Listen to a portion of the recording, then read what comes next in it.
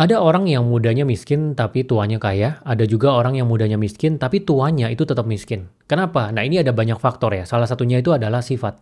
Nah, di sini saya akan ngomongin sifat-sifat apa aja yang bisa kita buang jauh-jauh dan kita koreksi supaya kita meningkatkan kemungkinan kita menjadi kaya di dalam hidup.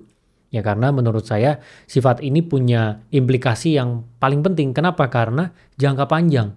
Dari muda kalau kita sudah benar sifatnya, sampai dengan tua kita akan bertumbuh dengan sifat itu. Sifat itu akan semakin kuat. Jadi kalau bisa dikoreksinya dari muda. Yang pertama itu adalah otak batu. Jadi orang-orang yang ujungnya miskin itu adalah orang-orang yang kepalanya kepala batu. Kenapa? Dia nggak mau mendengarkan opini dari orang lain. Dia nggak mau berubah. Dia menjalankan apapun dengan caranya dia, dan dia bersikeras bahwa dia yang paling pintar. Dia yang paling benar. Contohnya apa? Misalnya, pebisnis. Kita tahu bahwa ITC dulu itu ramai sekali ya. Orang-orang datang ke ITC sama seperti Tanah Abang untuk beli baju. Perputarannya per hari bisa miliaran rupiah. Tapi sekarang orang belanjanya udah online. Udah lewat live. Ada pedagang-pedagang di ITC itu yang dia sudah buka tokonya online dan dia live. Tapi ada yang enggak. Ada yang sampai sekarang dia masih di sana. Dia masih nggak online dan dia nggak live sama sekali. Dan dia merasa dia benar. Cuman memang rezekinya belum ada aja. Ada loh orang seperti itu. Dan dia kalau ditanya itu kadang ada yang jawabannya sampai, oh ini kayaknya memang rezekinya belum ada aja. Kita tunggu aja nih. Kita coba banyakin sedekah, berbuat baik. Supaya nanti rezekinya ngalir, orang datang untuk beli. Padahal kan nggak seperti itu.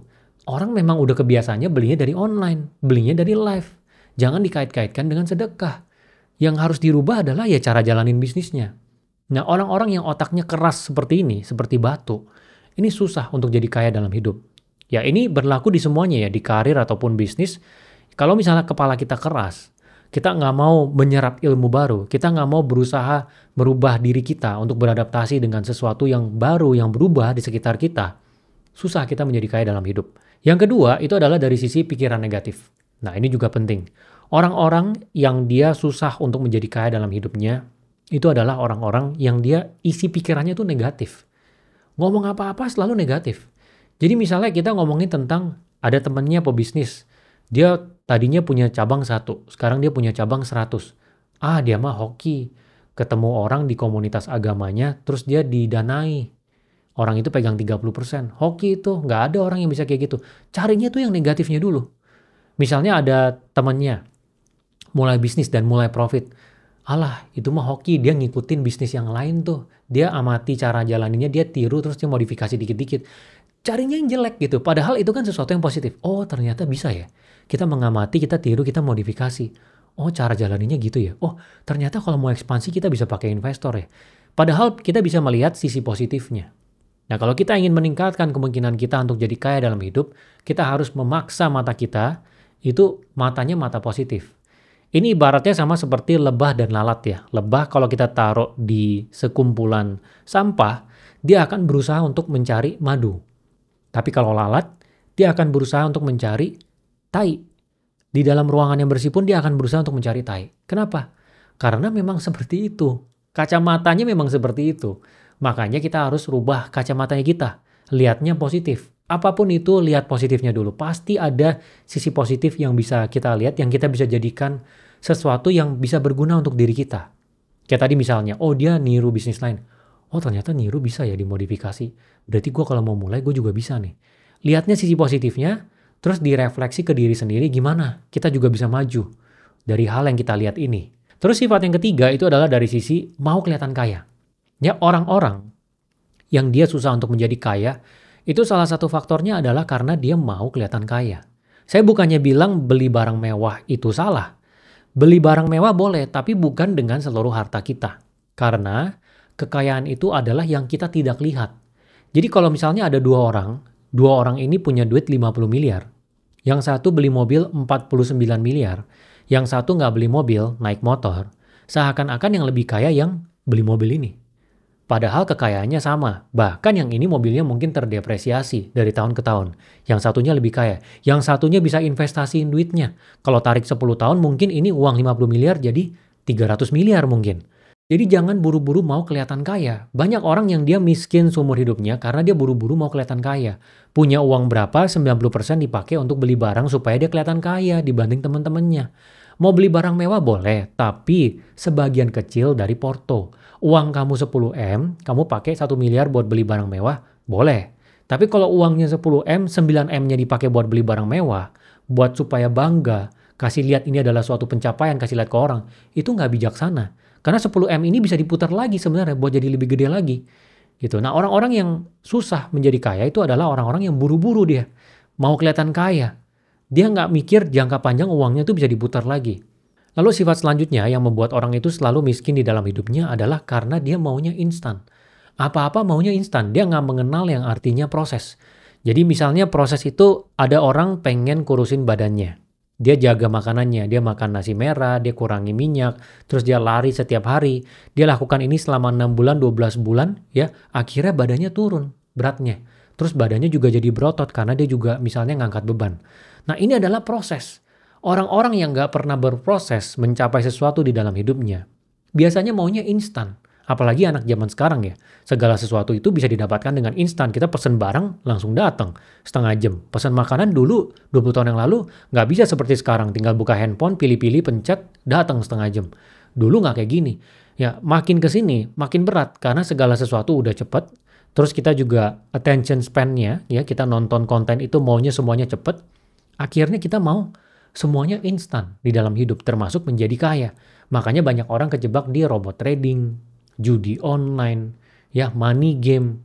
Banyak yang kejebak di sana karena maunya instan. Waduh, taruh 20 juta, jadi 40 juta dalam 1 bulan. Kapan lagi dia masukin? Tanpa dia analisa. Itu belakangnya gimana dia dapat duitnya. Ya, tanpa berpikir secara kritis, itu 20 juta jadi 40 juta dalam 1 bulan. Apa di belakangnya? Diinvestasiin kah? Diapain? Dan secara umum rata-rata per tahun itu return yang normal itu berapa sih? Nah, orang-orang yang sudah pernah berproses, ya biasanya dia akan bisa menahan sifat yang mau instan itu. Tapi kalau orang-orang yang nggak pernah berproses, ya harus merubah dari sisi mindsetnya, ya harus sadar bahwa segala sesuatu itu memang butuh proses. Misalnya kita memulai bisnis, jangan baru coba sekali gagal bilang, oh udah ini mah gue emang nggak bisa bisnis.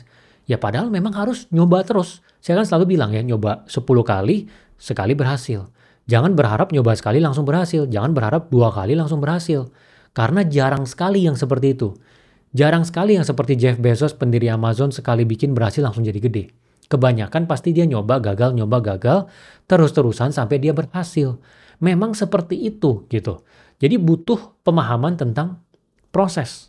Ya jangan mau semuanya instan. Memang di dalam hidup itu kita butuh proses untuk mengejar segala sesuatu. Lalu sifat selanjutnya itu adalah dari sisi hobi menunda. Jadi orang-orang yang susah kaya di dalam hidupnya, dia hobi nunda. Apa-apa ditunda, kayak misalnya, oke, hari ini gue tahu nih dari Pak Win, belajar AI itu penting. Oke, gue akan belajar AI, tapi nanti mungkin Sabtu. Terus di hari Sabtunya, nanti deh, mungkin di Rabu, waktunya nggak ada. Tunda, terus akhirnya udah setahun dia nggak belajar apa-apa. Ya kamu coba refleksiin ke diri kamu, mungkin kamu juga kayak gini. Banyak orang yang seperti ini. Saya bukannya bilang bahwa malas itu adalah sesuatu yang sifatnya hanya dimiliki oleh orang miskin. Semua orang punya sifat malas. Orang kaya juga punya sifat malas. Tapi mereka bisa lawan sifat malas itu. Kamu harus bisa lawan sifat malas itu. Jangan menunda.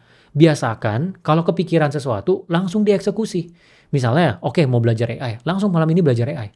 Jam 8, langsung buka laptop, lihat di YouTube, belajar tentang AI. Langsung hari ini tanpa menunda.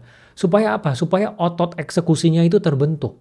Karena ketika kita mau mengejar segala sesuatu, ya kita mau karir kita mentok, bisnis kita menjadi besar, atau apapun itu, kita butuh untuk eksekusi dengan baik tanpa menunda-nunda. Semakin kita jago eksekusi, semakin cepat kita mencapai target untuk menjadi terbaik di bidangnya kita. Gitu. Jadi buang jauh-jauh sifat prokrastinasi ini. Ini yang paling bahaya menurut saya ya. Kalau misalnya sifat yang lain misalnya sudah dihilangkan, tapi ternyata sifat ini nggak bisa dihilangkan, ya susah juga. Karena untuk merubah hidup kita, ya kita butuh untuk bisa nggak menunda. Kita sudah bikin plannya baik-baik, plannya sangat bagus, tapi nggak dieksekusi, ya sama aja, ditunda-tunda terus aja sampai tua. Lalu sifat yang terakhir yang menurut saya menahan seseorang untuk bisa menjadi kaya dalam hidup, itu adalah sifat go with the flow. Jadi ngikutin arus dalam hidup. Hidup ini kita ikutin arus aja. Nanti kalau misalnya memang karir kita naik, akan ada peluang yang datang kok. Akan ada headhunter yang akan message kita kok di LinkedIn. Ya, akan ada temen yang nawarin kita kok kalau memang rezeki kita ada. Kalau mindsetnya seperti itu, syukur-syukur arusnya kita nyampe di tempat yang baik nggak apa-apa. Tapi ada kemungkinan kita nggak kemana-mana. Gitu-gitu terus. Karena mengharapkan dari luar itu yang datang ke kita. Nggak bisa seperti ini. Jadi kita nggak bisa punya mentalitas go with the flow kalau kita mau menjadi besar. Kita harus menjadi sisi yang proaktifnya. Oke, gue pengen karir gue naik nih. Sekarang gue adalah manajer, gue pengen jadi kepala divisi. Ya cari di luar opportunity untuk jadi kepala divisi di mana nih? Proaktif. Ya, ngejar bolanya. Mau bisnisnya jadi gede. Ya cari caranya. Oke, cara ngiklan gimana ya? Terus ini SEO apa ya? Ya terus bisnis kalau bisa jadi gede itu caranya apa lagi yang bisa dilakukan ya? Harus proaktif. Jangan cuman pasif dan go with the flow.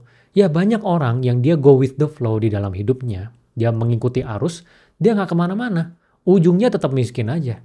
Ya karena dia punya mindset, ya hidup ini memang sudah ditakdirkan segala sesuatunya. Kalau misalnya memang baik untuk dia, maka akan berakhir baik. Kalau misalnya nggak baik, ya nggak berakhir baik. Jadi dia ngikutin aja arus. Nah ini bahaya sekali. Jadilah orang yang proaktif mengejar, ya bukan menunggu bola itu datang ke diri kita. Oke, jadi tadi itu adalah sifat-sifat yang menurut saya bisa dikoreksi untuk kita meningkatkan kemungkinan kita menjadi kaya dalam hidup. Saya harap kalian di sini nggak cuma dengerin doang, ya terus asal lewat aja, tapi benar-benar catet dan coba resapi, refleksikan ke diri sendiri. Kalau misalnya kurang jelas, dengar lagi, ya dan langsung jalankan. Kalau misalnya ada yang bisa dirubah, langsung dirubah. Ya berdasarkan apa yang saya jelaskan. Semoga berguna ya.